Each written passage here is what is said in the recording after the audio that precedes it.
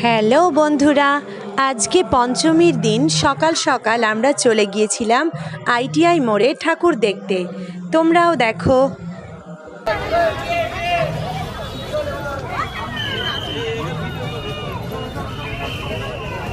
দেখো কি সুন্দর নকশার কাজ করেছে, জাস্ট অসাধারণ। পুরো পুরো প্যান্ডেলের ভেতরটা শামুক ঝিনুক দিয়ে কাজ করেছে, খুবই ভালো হয়েছে, খুব ভালো।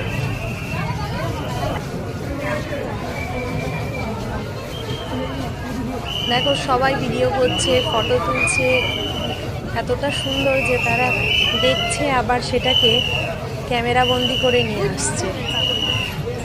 আমিও নিয়ে এলাম।